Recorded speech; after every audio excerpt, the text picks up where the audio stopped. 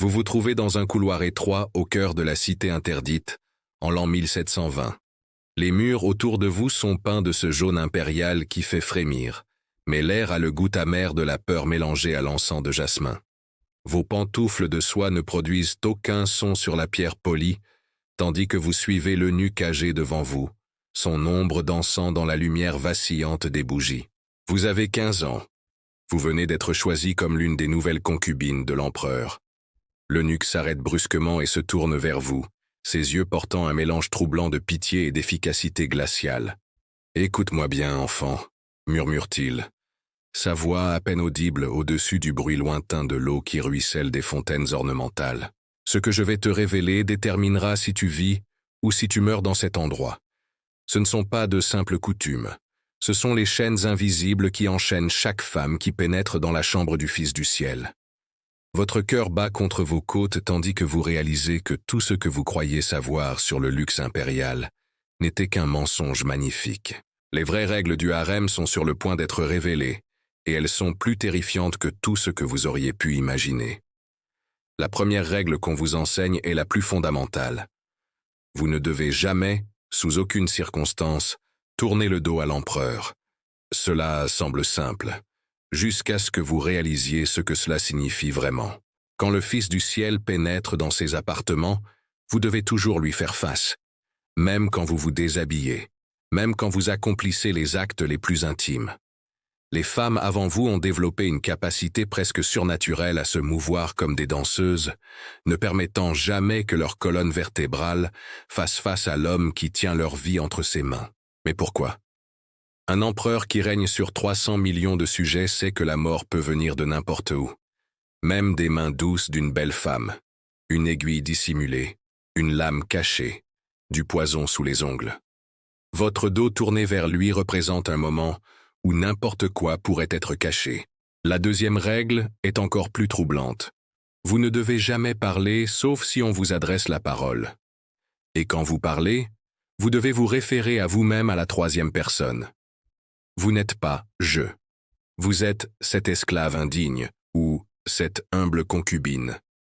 Votre identité individuelle doit être effacée à l'instant où vous entrez en sa présence. L'empereur ne fait pas l'amour à des personnes. Il fait l'amour à des vases, à des objets qui n'existent que pour son plaisir. Cette érasure linguistique reconfigure votre cerveau, vous force à penser à vous-même comme quelque chose de moins qu'humain. En quelques mois, beaucoup de concubines découvrent qu'elles ne peuvent même plus penser à elles-mêmes comme « je » quand elles sont seules. La troisième règle concerne vos yeux, et c'est peut-être la plus dévastatrice. Vous ne devez jamais regarder directement dans les yeux de l'empereur pendant l'intimité. Votre regard doit être fixé sur un point juste sous son menton, évitant le territoire dangereux du véritable contact visuel. Ce n'est pas une question de respect. C'est pour empêcher l'empereur de voir votre âme et vous empêcher de voir la sienne. Le contact visuel crée l'intimité et l'intimité crée des complications. L'empereur doit pouvoir utiliser votre corps sans confronter votre humanité. S'il voit la peur dans vos yeux, la douleur, il pourrait hésiter. Et si vous regardez dans ses yeux, vous pourriez découvrir que le Fils du ciel n'est qu'un homme, seul et effrayé. La quatrième règle régit les moments les plus intimes. Pendant l'acte lui-même, vous devez maintenir un silence complet à moins que l'empereur ne vous ordonne de faire du bruit. Votre plaisir, votre douleur, votre souffle même doivent être régulés par sa volonté. Si vous criez spontanément, vous reconnaissez que vous avez un corps qui existe au-delà de son contrôle. Cela ne peut pas être toléré. Les femmes apprennent à retenir leur souffle, à se mordre la langue jusqu'au sang, à se dissocier si complètement qu'elles ne ressentent plus rien. L'empereur devient accro au pouvoir de commander la réponse. Certaines femmes craquent sous cette pression, développant une incapacité complète à émettre le moindre son. Même seules, elles deviennent des fantômes vivants. La cinquième règle concerne le timing.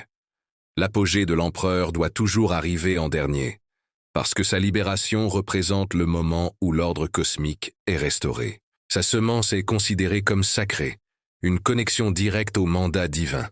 Pour qu'une concubine atteigne son summum avant lui, équivaudrait à suggérer que son plaisir mortel pourrait supplanter la volonté divine. Cela crée un calcul cauchemardesque. Les femmes doivent constamment surveiller leurs propres réponses, tout en lisant les signes de l'empereur. Elles deviennent expertes dans l'art de la suppression, apprenant à empêcher leur propre apogée par pure force de volonté. Certaines développent des techniques de distraction si efficaces qu'elles peuvent réciter des poèmes entiers pendant que leurs corps sont utilisés. La 6e règle implique les conséquences. Une fois l'empereur terminé, la concubine doit rester en position, prosternée, jusqu'à permission de bouger. Cela peut durer des heures. Pendant ce temps, elle ne peut se nettoyer, ajuster sa position ou montrer le moindre inconfort. Le but est de renforcer l'inégalité fondamentale. L'empereur peut revenir à son état normal, mais la femme doit rester figée dans la vulnérabilité absolue. La 7e règle concerne la grossesse. Si une concubine tombe enceinte, elle doit immédiatement le signaler à l'eunuque en chef, même si elle n'est pas certaine. La pénalité. Pour ne pas signaler est la mort, mais la pénalité pour signaler faussement est un battement qui laisse des cicatrices permanentes. Cela crée une anxiété constante à propos de chaque fonction corporelle. La 8e règle concerne la présence d'autres femmes. Quand plusieurs concubines sont convoquées simultanément, il y a une hiérarchie stricte. Les femmes qui pourraient former des amitiés sont forcées de se voir comme des menaces. Elles doivent performer le désir pour le même homme, tout en compétitionnant pour son attention. Les liens entre femmes sont systématiquement corrompus et armés. La 9e règle implique les humeurs de l'empereur. Les concubines doivent instantanément lire et répondre à son état émotionnel. S'il est en colère, elles doivent être apaisantes mais pas présomptueuses. S'il est triste, réconfortantes mais pas compatissantes. Cela requiert un niveau surhumain d'intelligence émotionnelle. Elles perdent l'habileté d'avoir leurs propres réponses émotionnelles authentiques. La 10e règle concerne la mémoire.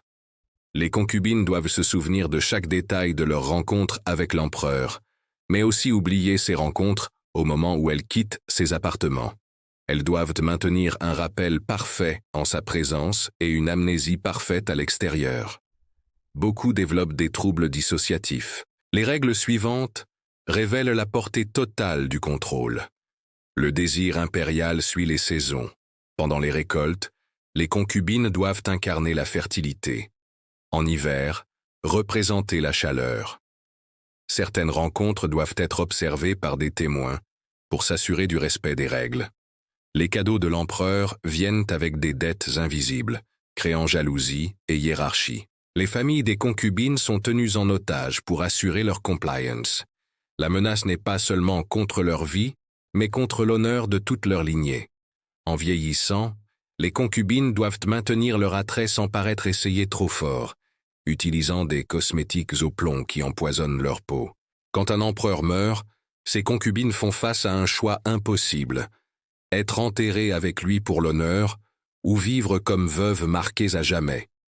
La préparation pour cette règle finale commence dès leur entrée dans le harem. Malgré tout cela, les femmes ont trouvé des façons de résister. Elles ont développé des langages secrets, des conversations codées, des rituels cachés. Certaines formes étaient subtiles, un regard tenu trop longtemps, une chanson fredonnée faux. D'autres plus dramatiques, des plans d'évasion, des grossesses cachées. La règle la plus complexe concerne l'amour. Les concubines sont interdites de ressentir une affection genuine pour l'empereur, mais aussi interdites de ne pas la ressentir. Elles doivent simuler l'amour parfaitement, tout en maintenant assez de distance émotionnelle pour survivre au rejet inévitable. Quand l'empereur meurt, les femmes qui l'ont servi deviennent dangereuses, rappel de l'ancien régime. Les chanceuses sont envoyées dans des temples reculés. Les malchanceuses disparaissent. Les règles finales concernent l'oubli. Les survivantes doivent apprendre à oublier tout ce qu'elles ont vécu, devenant des ardoises vierges. Et maintenant, en vous tenant dans ce même couloir, plus âgées et infiniment plus fatiguées, vous comprenez que ces règles n'ont jamais concerné le sexe. Elles concernaient le pouvoir.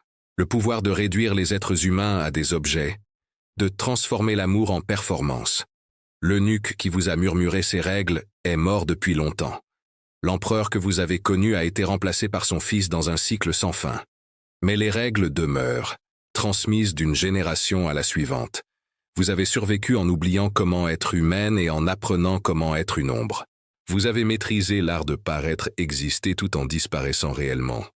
Et maintenant, alors que vous vous préparez à chuchoter ces règles à une autre fille effrayée de 15 ans, vous réalisez que vous êtes devenu le système que vous redoutiez. La fille devant vous a les mêmes yeux écarquillés, la même croyance qu'elle entre dans un monde de luxe. Vous savez mieux. Elle entre dans un monde où, pour survivre, elle doit apprendre à oublier qu'elle a jamais été humaine. Dans la lumière vacillante, vous commencez à parler. Votre voix porte le poids des siècles, tissant une autre chaîne invisible dans le cycle sans fin qui définit le harem impérial. Et au loin, vous entendez l'eau ruisseler des fontaines ornementales, le même son qui vous a accueilli, le même son qui accueillera d'innombrables autres filles. Les règles ne changent jamais, seuls les visages changent.